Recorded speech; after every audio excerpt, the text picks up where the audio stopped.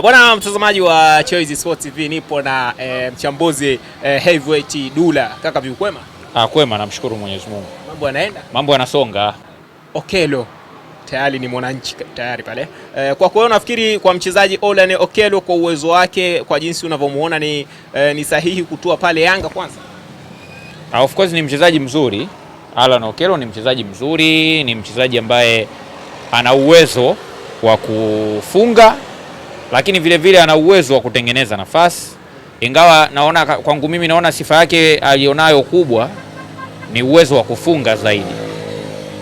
Utengenezaji wake wa nafasi sio mkubwa kama uwezo wake wa kufunga. Kwa hiyo ni mchezaji ambaye anaweza kusaidia Yanga kwenye eneo la ushambuliaji na anakwenda kuongeza moja kwa moja ile uhatari kwenye eneo la mwisho la ushambuliaji. Yes, sasa yeye kuja kufanya vizuri itategemea na mambo mengi, au uwezo wake ukikumbana na wachezaji wengine itategemea pia kitu gani ambacho Yanga wanaweza wakakitengeneza. Unajua nikitizama Yanga na ongezeko la Olan Okello, naweza nikasema ni wameongeza mchezaji ambaye ana uwezo mzuri wa kufunga, si ndio? Kwenye makaratasi ukiwa na timu ambayo ina wachezaji wote ambao wanacheza kwenye eneo la ushambuliaji wana uwezo wa kufunga, maana yake kwenye makaratasi inaweza ikaonekana timu pengine inaweza ikawa hatari sana, lakini kuna baadhi ya muda inaweza isiwe hatari kwa sababu inakosa mtu ambaye anaweza kutengeneza utofauti kwenye eneo la ushambuliaji. Yaani kila mmoja anaweza akajibebesha jukumu la kutaka kushindana na rekodi yake. Unajua Olan Okello ana rekodi ya amewahi kufunga mabao 19. Umeelewa, katika mechi 30 msimu wa 2024-25. Kwa hiyo anavokuja pale pengine atataka labda kutengeneza rekodi ya kufunga mabao, yani mabao mengi kama ambao amewahi pengine kufunga. Pengine sasa hapo ndo ugumu unapoweza kuanzia kwamba unakuwa na wachezaji wengi pale eneo la mbele ambao wote wanataka kufunga. Hakuna mchezaji ambaye anaweza akatengeneza utofauti wa zile movement. Yani wote watataka kucheza karibu na lango, wote watataka kufanya mikimbio nyuma safu ya ulinzi, afu akakosekana mchezaji ambaye anaweza coordinate yale mashambulizi. Kwa hiyo kama itatokea timu ikabalance, kukawa kuna wachezaji ambao wana uwezo wa kutengeneza nafasi na wachezaji ambao wana uwezo wa kufunga, timu inaweza ikawa strong. Lakini mara nyingi timu zetu za Kiafrika au timu zetu za Simba na Yanga na Azam na timu zingine mfumo wao pendwa unakuwaga 4-2-3-1. Manake huu mfumo unahitaji balance nzuri sana kwenye eneo la ulinzi, kiungo pamoja na ushambuliaji. Mara nyingi timu ikiwa na wachezaji watatu ambao wanapenda kufunga, mshambuliaji na mawinga wenye kupenda kufunga, hiyo timu kwenye mbinu za kiufundi mara nyingi sana inapendekezwa itumie 4-3-3. Yaani nyuma yake katika wale washambuliaji watatu, mawinga wawili wanaofunga sana na mshambuliaji anayefunga sana, nyuma yake kusimame viungo wawili wanaotengeneza. Alafu nyuma ya viungo wawili kuwa kuna kiungo mkabaji. Ndio timu inakuwa inapata coordination nzuri ya kiuchezaji. Sio, unanielewa vizuri? Nakupata. Kuliko ukiwa na namba 10 ambaye anataka kufunga, kiungo winga wa kulia anataka kufunga, winga wa kushoto anataka kufunga, mshambuliaji anataka kufunga. Hii timu tunaweza kusema moja kwa moja inaweza ikawa predictable. Inaweza ikawa inaonekana hatari kwenye makaratasi, lakini ni predictable, ni rahisi mtu kuitabiri zile movement zake, ni rahisi kutabirika kwamba hii timu ikifika hapa itafanya nini, alafu itakosa ile coordination nzuri kwenye eneo la mwisho kwa sababu kila mchezaji atakuwa anataka kuomba mpira kwenye space ili aweze kuscore. Nani atakaye provide? Nani atakayetoa service? Nani atakaye create mabao? Sio, unanielewa vizuri? Kwa hiyo ili Olan Okello afanye vizuri Yanga, hivi vitu pia vinatakiwa vizingatiwe. Umenielewa vizuri? Yes. Kwa hiyo watu wanabidi waelewe vitu kama hivyo, manake mchezaji ana quality yake, tunakubali mchezaji mzuri, tunakubali, lakini kuna vitu vingine ambavyo pia watu wanabidi wawe wanavizungumza ili kuweza kuweka uzani sawa. Lakini jambo la pili, unajua Olan Okello ni mchezaji mzuri, tunakubali, lakini uzuri wake au ufalme wake ambao pengine anaweza akaja kuupata utategemea na kitu gani ambacho Simba wanaweza wakakifanya. Kwa sababu mimi binafsi ukiniuliza kwamba Alan Okello ndo winga bora zaidi Afrika hii, nitakwambia hapana. Hata kwenye top 30 ya mawinga bora wa kulia Alan Okello anaingia kwenye top 30 ya mawinga bora Afrika 30, nitakwambia hapana. Umeelewa? Kwa hiyo sasa ili awe star, awe mkubwa, awe mfalme, inategemea Simba watataka iwe hivyo. Kama watataka iwe hivyo then basi sawa, wakiendelea na wachezaji wale wa hapa na pale, then Alan Okello atakuwa star mkubwa. Lakini kama Simba in case wakasema bwana, sisi tunataka tuonyeshe sasa huyu Alan Okello si lolote si chochote, tunaleta mashine hii hapa nyingine ambayo ina uwezo mara 3 ya Alan Okello. Sasa Alan Okello atatamba vipi? Kwa sababu kipindi cha nyuma Simba iliwahi kuwa na kikosi kizuri sana, alafu kikawa kimekuwa na uwezo, yani wachezaji wake walikuwa wanaimbwa zaidi na wana ufalme. Ni kwa sababu pia upande wa Yanga kulikuwa hakuna wachezaji wakubwa. Tunanielewa vizuri?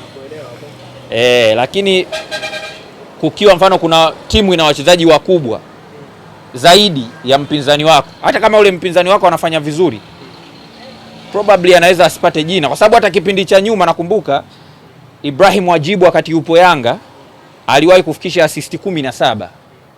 Umeelewa? Alikuwa na performance nzuri sana Ibrahim Wajibu, lakini hakuwa mfalme kwenye ligi kwa sababu Simba ilikuwa ina Clatous Chama, sio, unanielewa vizuri, ambaye alikuwa ana perform vizuri sana kwenye inapofika zile mechi kubwa.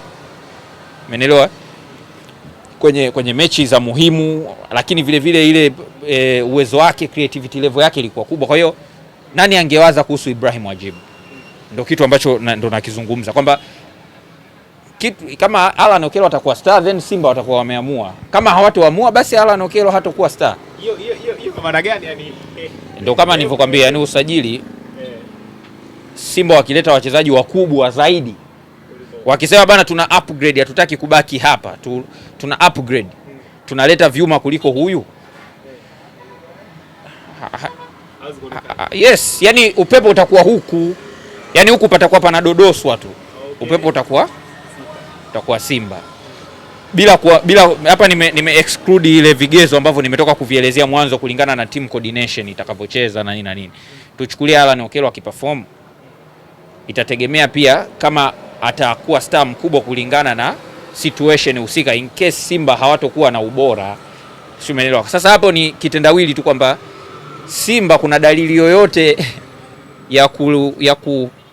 ya kuwa bora sana kuleta wachezaji yani upgrade ya wachezaji ambao Yanga tayari wako nao au vipi? Sasa hiyo mimi sijui.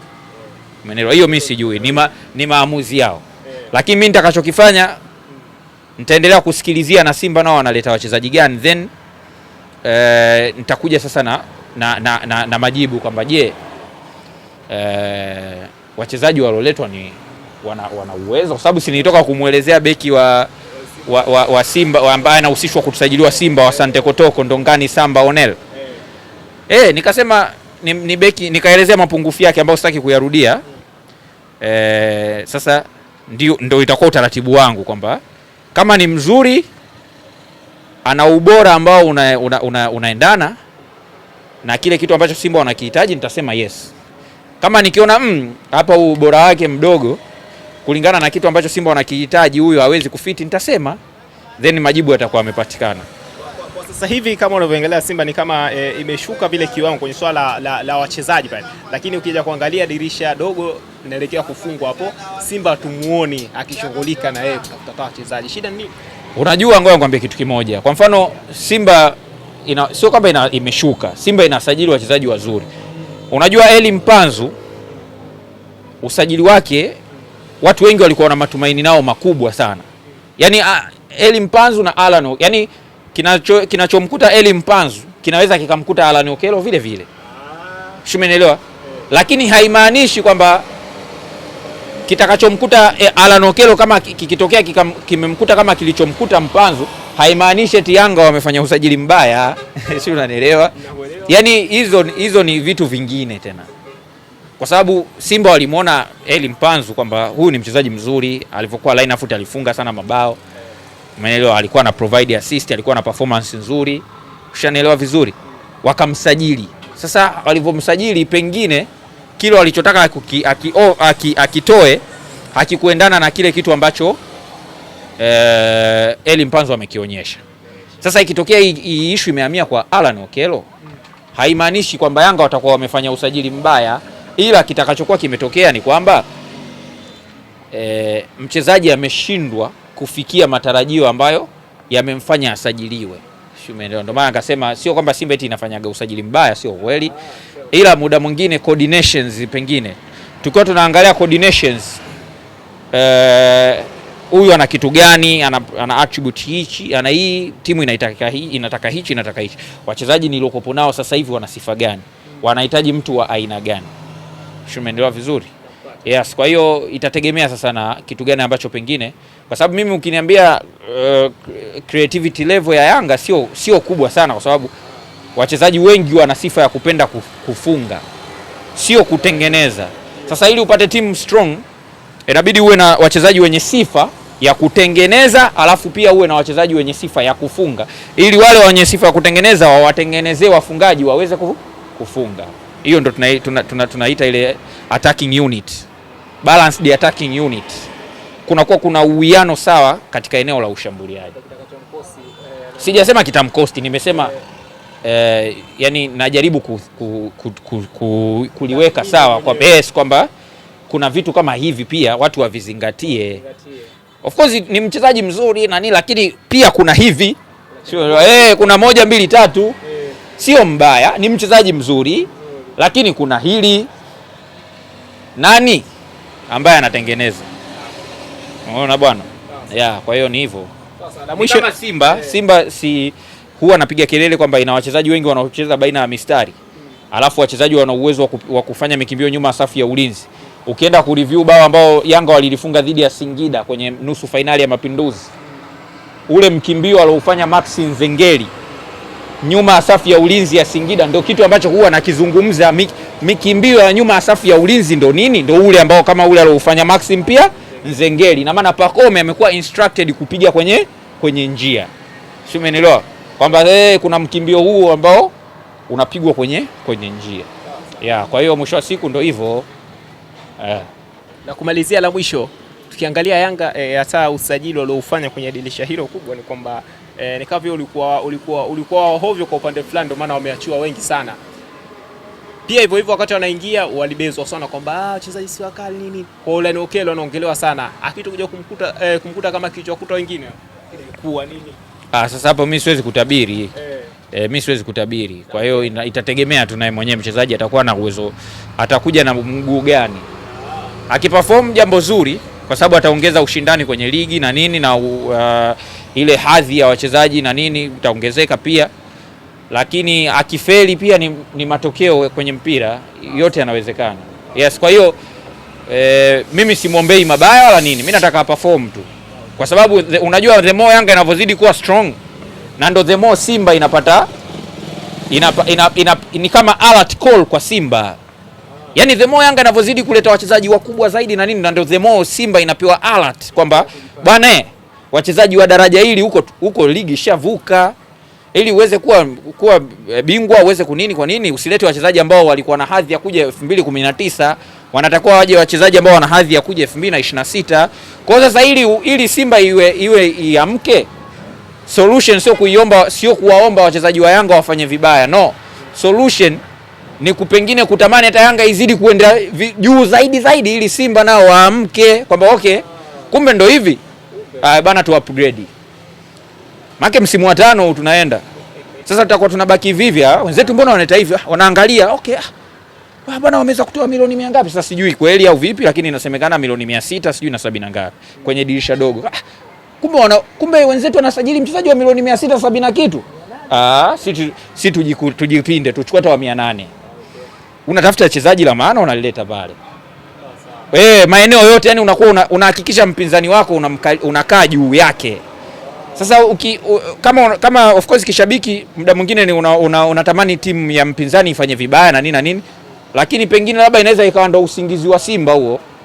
Muona wale wameleta mchezaji milioni 600 amefanya vibaya. Sasa si tuendelee tuchukua wachezaji wa milioni 200. Haitakuwa solution. Kwa muda mwingine solution ni kwamba wanaoletwa wafanye vizuri, wanavyofanya vizuri na kwa wake up call kwa upande wa Simba, na wao wanakuwa wanatoka kwenye usingizi wao, wanakuja na wao wanaanza kuleta mashine za kueleweka. Mimi ndo kilio changu. Kwa hiyo usidhani eti kwamba mimi natamani eti Alan Okello afanye vibaya, hapana, ila nimetoa tu tahadhari kwamba pengine kuna mambo mengine nje ya usajili mzuri. Kuna coordination pamoja na balanced attacking unit, vitu ambavyo watu pengine hawazingatiagi. Yes. Bwana Heavyweight, tumeongea parefu sana. Shukrani sana. Nashukuru, asante sana.